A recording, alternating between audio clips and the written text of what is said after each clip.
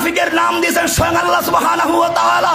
কোরআন বলছে ওয়াইদা কিলা লাহুম তাআলাউ ইলা মা আনজালাল্লাহু ওয়া ইলার রাসূল, এই লোকগুলো যারা দাবি করে কোরআন মানে, আসমানি কিতাব সব মানে, আল্লাহ মানে, রাসূল মানে, হজ করতে যায়, ওমরা করতে যায়, কোরআন পড়া ছাড়া চাও খায় না, এই দাবি করে।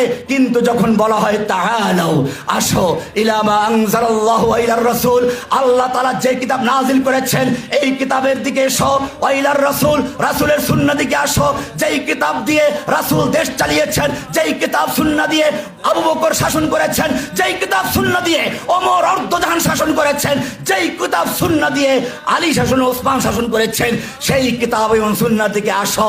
আল্লাহ এবারে বলছেন রাআইতাল মুনাফিকিনা, এটা রহমানের বক্তব্য নয়, আল্লাহ পরিষ্কার বলেছেন রাআইতাল মুনাফিকিনা ইয়াসুদ্দুনা আনকা সুদুদা, আপনি মুনাফিকগুলোকে দেখবেন, ভিআইপি মুনাফিকেরা, এই মুনাফিকগুলোকে দেখবেন ইয়াসুদ্দুনা আনকা সুদুদা, আপনার থেকে আস্তে মাথাটা ঝুঁকিয়ে চলে গেছে। প্রত্যেকটা মাহফিলে আমরা দেখি, আমরা প্রত্যেকটা মাহফিলে দেখি প্রধান বক্তার জন্য অপেক্ষা করে, প্রধান বক্তার আগে আবার তারা বয়ান দেন, লোকজন জানে তো, এরপরে বক্তব্য দিয়ে যখন প্রধান বক্তা বক্তব্য শুরু করবে তখন পালাই। আমার তখন এই আয়াত মনে পড়ে, আল্লাহ বলেছেন ওয়াইদা কিলা লাহুম তাআলাউ ইলা মা আনজালাল্লাহু ওয়া ইলার রাসূল, যখন তাদেরকে বলা হয় আসো আল্লাহর কিতাবের দিকে, আল্লাহর কিতাব দিয়ে দেশ শাসন করি, রাসূলের সুন্নাহ দিকে, আল্লাহ বলছেন রাআইতাল মুনাফিকিনা ইয়াসুদ্দুনা আনকা সুদুদা, আপনি এই মুনাফিকগুলোকে দেখবেন আস্তে করে মাথাটা ঝুঁকিয়ে তারা ময়দান ছেড়ে চলে গেছে। সুতরাং মনে রাখতে হবে, আমি তোমাদেরকে বলি, ওমর ইবনে খাত্তাব রাদিয়াল্লাহু তাআলা আনহু বলেছেন, পরিষ্কার করে দিয়েছেন, নাহনু কওমুন আ'আজ্জানাল্লাহু বিল ইসলাম, আমরা এমন এক জাতি যাদেরকে আল্লাহ তাআলা ইসলামের মাধ্যমে সম্মানিত করেছেন, বিশ্বের বুকে আমাদেরকে মাথা উঁচু করে সে দাঁড়াতে শিখিয়েছেন, ইসলাম আমাদেরকে মর্যাদা দিয়েছে।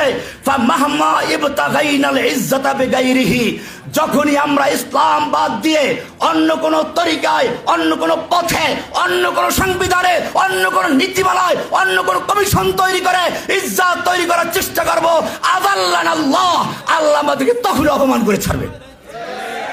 এই জন্য ওমর ইবনে খাত্তাব রাদিয়াল্লাহু তাআলা আনহু আরেকটা কথা বলেছেন, লা ইয়াসলাহা আখিরু হাযিল উম্মাহ ইল্লা মা সালুহা বিহি আউয়ালুহা, এই উম্মতের প্রথম অংশ, এই উম্মার প্রথম মানে সাহাবীরা যেই পথে সংশোধন তৈরি করেছিলেন, সংস্কার করেছিলেন, লা ইয়াসলাহা আখিরু হাযিল উম্মাহ, এই উম্মতের শেষ ভাগও সেই পন্থা ছাড়া সংস্কার করতে পারে না। সংস্কারের মূলনীতি আল কোরআন দিয়েছে, সংস্কারের মূল সংবিধান আল কোরআন দিয়েছে।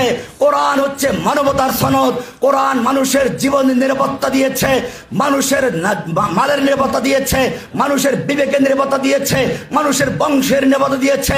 যদি সত্যিকার অর্থে সংস্কার চায় তাহলে আবার মানুষকে ফিরে আসতে হবে আল্লাহর দেওয়া সংবিধানের দিকে, এছাড়া কোনো সংস্কার হতে পারে না। আমি আপনাদেরকে বলবো, আমরা এখন থেকে যেভাবে এই জুলাই আগস্টে একটা বিপ্লবের মাধ্যমে এক স্বৈরাচারকে হটিয়ে দেওয়া হয়েছে, ঠিক তেমনি ভাবে আর একটা বিপ্লবের মাধ্যমে আল্লাহর কালামকে, আল্লাহর কোরআনকে রাষ্ট্রে প্রতিষ্ঠা করার জন্য আমাদের ময়দানে ঝাঁপিয়ে পড়তে হবে। আল্লাহ সুবহানাহু ওয়া তাআলা আমাদের সেই তৌফিক দান করুন। আমিন। আসসালামু আলাইকুম ওয়া রাহমাতুল্লাহি ওয়া বারাকাতুহু।